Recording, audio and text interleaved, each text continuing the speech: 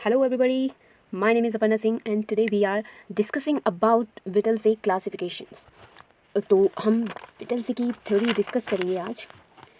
विटलसे classification of agriculture, हम विटलसे की classification को डिस्कस करेंगे.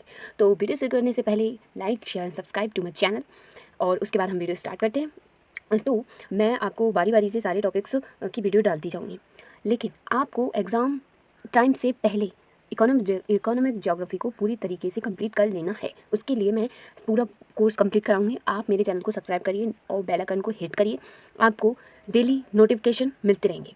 तो स्टार्ट करते हैं. सबसे पहला तो हम देखते हैं कि विटलसे द्वारा कृषि, इंग्लिश में बोलते हैं एग्रीकल्चर, क्षेत्रों के वर्गीकरण पे एक टिप्पणी लिखी.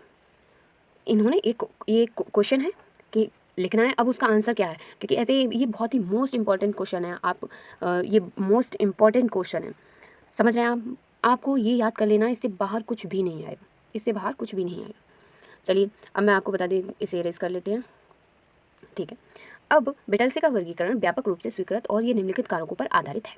फसल और पशुधन संबंध, समझ रहे हैं ना, फसल और पशुधन संबंध, जिसे इंग्लिश में कहते हैं क्रॉप एंड, इसे इरेज कर लूँ मैं. इरेज किधर से होगा, चलिए कोई बात नहीं, देखते हैं.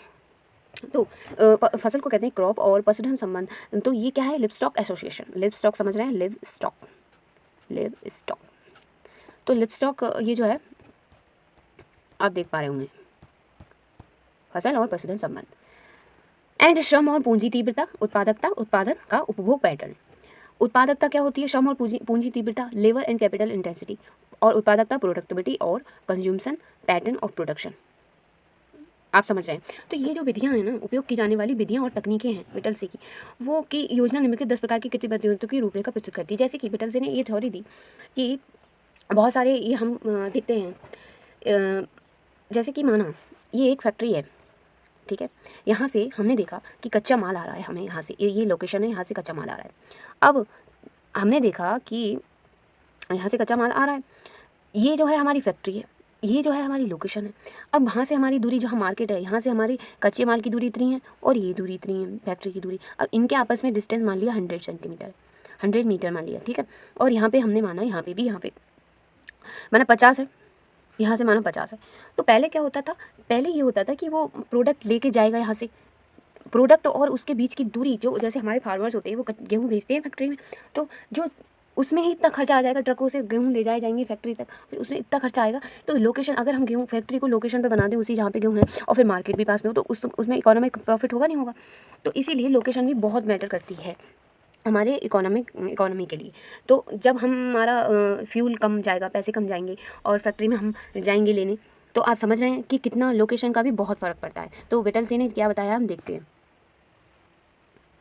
विटलसे ने बताया है, एक मिनट रुक जाइएगा, मैं इसे डू नॉट डिस्टर्ब पे कर देती हूँ, नहीं तो नोटिफिकेशन आते ही रहेंगे, इसलिए ये करना ही सही रहेगा. ओके. तो नीचे क्या है, नोमैडिक हर्डिंग. अब नोमैडिक हर्डिंग के बारे में सुनते हैं. नोमैडिक हर्डिंग जो है वो एक ऐसा सऊदी अरब में, इराक में, ईरान में, अफगानिस्तान की शुष्क भूमि में पाया जाता है. अब इसमें क्या है, दक्षिण पश्चिम जो अफ्रीका है, पश्चिमी मडागास्कर और यूरेशिया में टुंड्रा क्षेत्र की दक्षिणी सीमा पर भी किया जाता है, जहां टंगस बारहसिंगा पाले जाते हैं.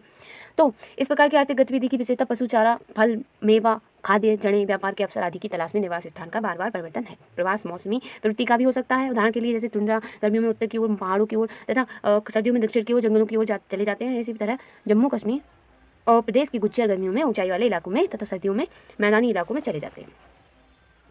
तो इसमें क्या है कि हम समझ पा रहे हैं, जैसे कि एक व्यक्ति है, एक ग्वाला है जो हमारी गायों को लेके जा रहा है, मतलब वो अपने जानवरों को, अपने कैटल्स को लेके जा रहा है. अब एक पहाड़ी पे, जहाँ पे वो अभी खाली मैदान था, घास फूस सब चीज़ थी, वो वहाँ पे जो है अपना चारा खा रहे थे. तो अब क्या होगा, वहाँ पे ज़मीन का, अब वहाँ उस ज़मीन पर चारा खत्म हो गया, तब वो अपने आप को दूसरी जगह पे जो है कि ट्रांसफ़र कर लेंगे, वो दूसरी पहाड़ी पे चले जाएंगे. ऐसे करके वो अपने इसी को हम नोमैडिक हर्डिंग कहेंगे. उस तरीके से वो अपना पशुपालन कर रहे हैं, और ये ज़्यादातर दक्षिण पश्चिम अफ्रीका और पश्चिम मेडागास्कर और यूरेशिया टुंड्रा जैसे क्षेत्रों पर किया जाता है. मतलब अब दूसरी चीज़ क्या है, पशुपालन, लिवस्टॉक रैंचिंग.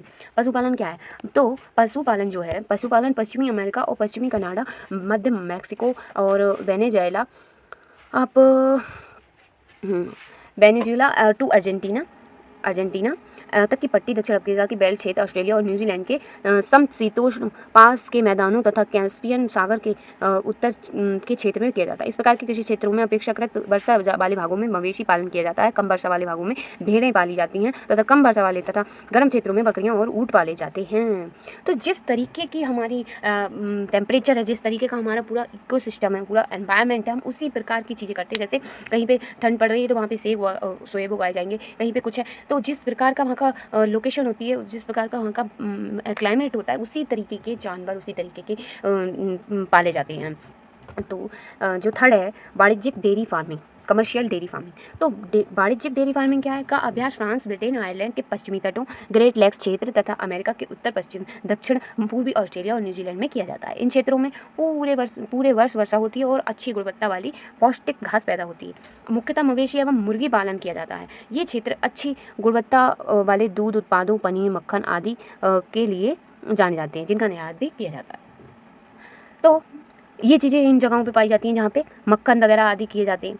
अब इन्होंने विटलसे ने थर्ड बताया था खेती का प्रकार वाणिज्यिक फसल और पशुधन खेती। वाणिज्यिक फसल और पशुधन खेती that is commercial crop and livestock farming.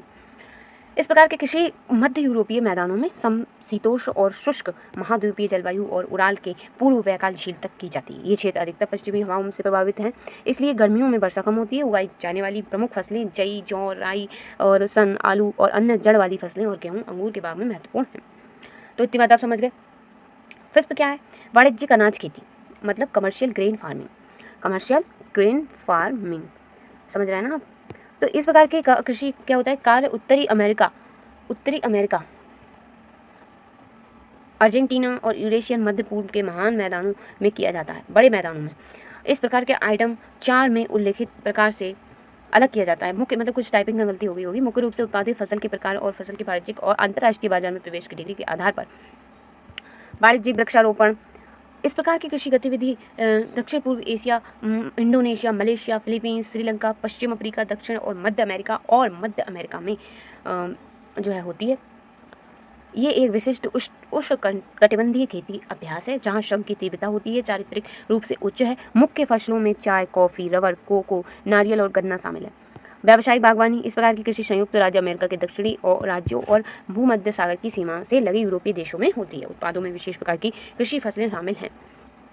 तो आज के लिए हम इतना ही पढ़ाएंगे क्योंकि वीडियो बहुत लंबी हो रही है। तो मैं आपको नाम बता देती हूँ। 8 है भूमध्य सागरीय कृषि, जिसे हम इंग्लिश में बोलेंगे मेडिटेरेनियन एग्रीकल्चर। एंड स्थानांतर, ये ऊपर वाला 8 था, ये आप लिख लीजिएगा। और 9th में है स्थानांतरित खेती, मतलब शिफ्टिंग कल्टीवेशन। ये किसी एक जगह से दूसरी जगह पे मतलब ये हो जाती है शिफ्ट। एंड 10th पे है गहन निर्वाह खेती, मतलब इंटेंसिव सब्सिस्टेंस कल्टीवेशन। आप इसे पढ़ लीजिएगा, लिख लीजिएगा। और मैं अभी नेक्स्ट वीडियो में बनाऊंगी। तब तक के लिए subscribe to my channel, subscribe कर दो, लाइक करो, शेयर करो। Thanks for watching. नमस्कार।